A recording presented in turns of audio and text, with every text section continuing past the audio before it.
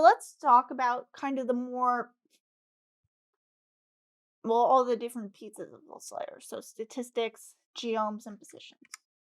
So there are a ton of statistical transformations that you can use in ggplot. Here's a table for some of them.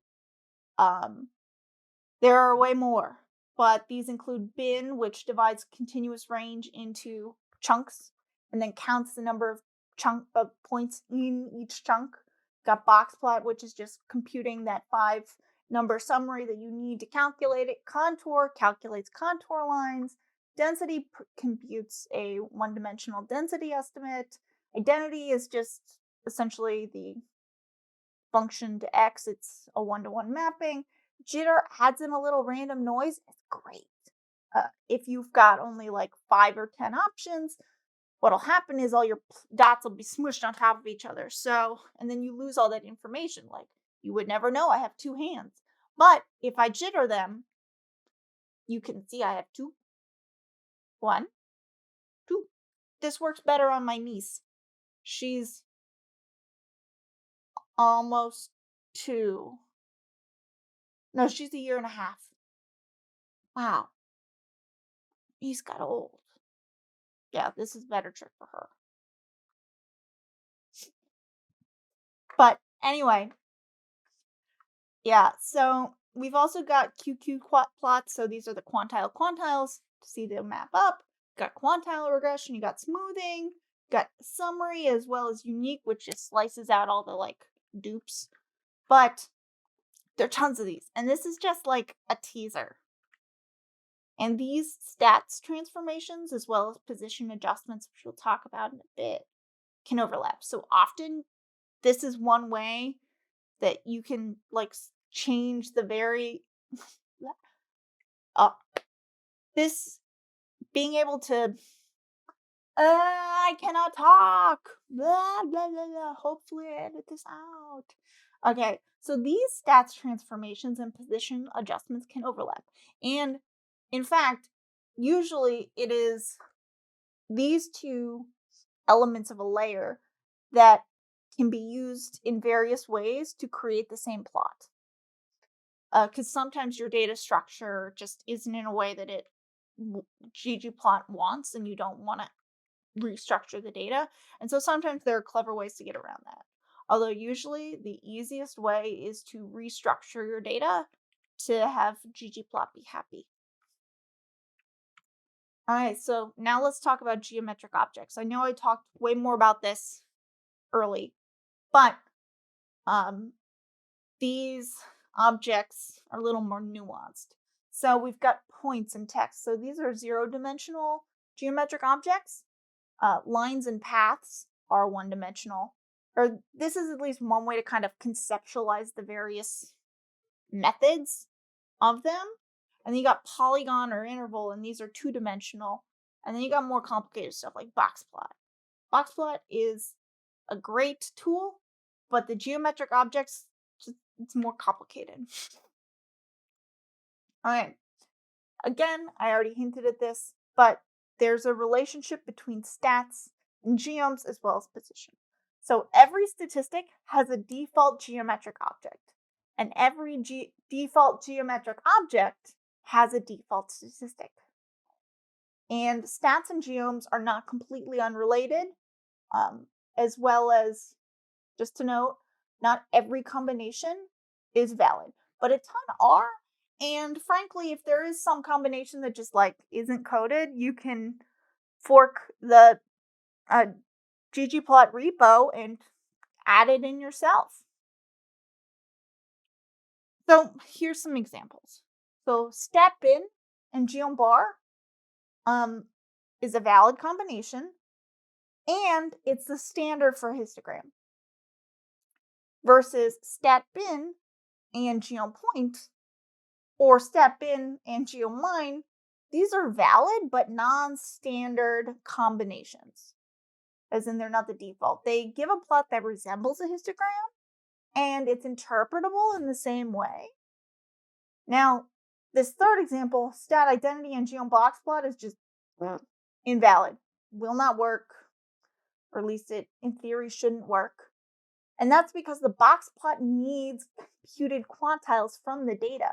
So a stat identity doesn't give you any computations. It's just essentially where it is in the data frame. That's it.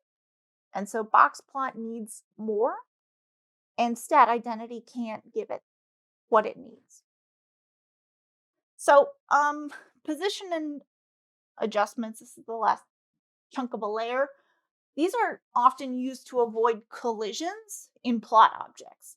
So in bar plots, where one of the aesthetics is height, a bar might actually be plotted right on top of each other.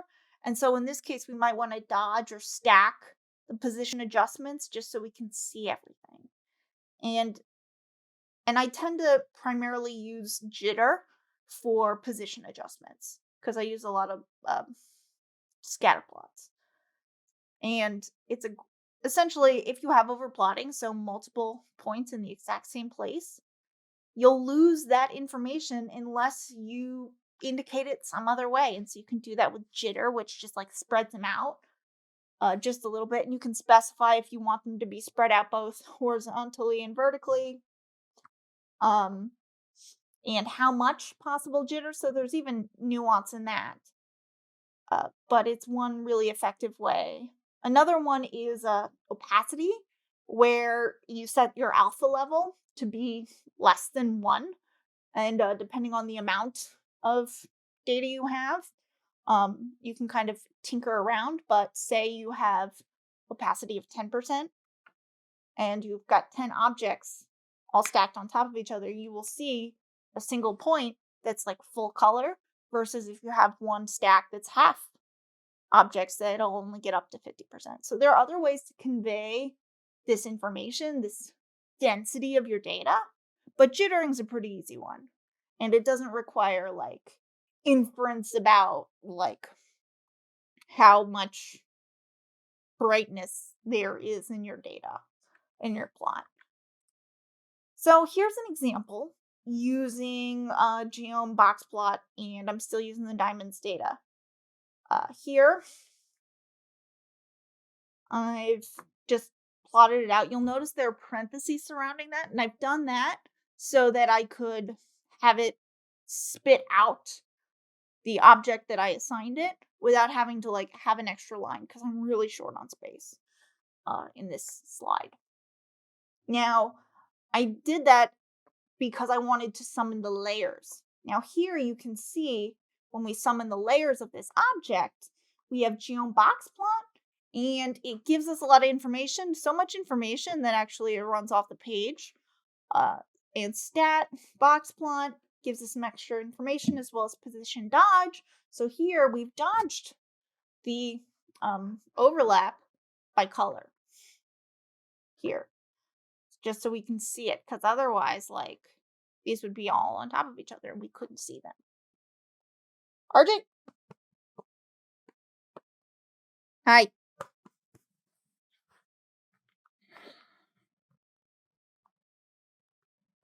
Ah!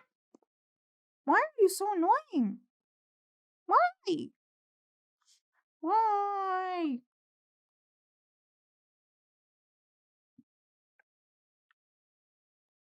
This is just life.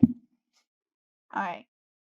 So here we've got another variant of that plot, using Geom box plot with identity as a position. And as you can see here, everything is just smushed on top of each other for clarity. This is impossible to read, in my opinion.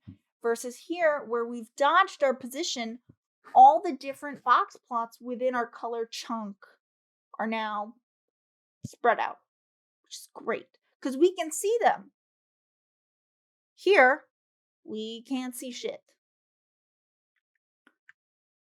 So with box plot, the default position is dodge, so that you can actually see everything, which is nice. You don't have to specify it. So if you get a plot where stuff's on top of each other, check the position of that object, because in all likelihood, it's been set to identity for some reason. So yeah, you can also adjust the width within your position dodge. Here we've set it to 1, so that spreads everything out a little, which is nice. So that's wrapping up the 3 big elements of a layer. I'll see you in a bit, like right now.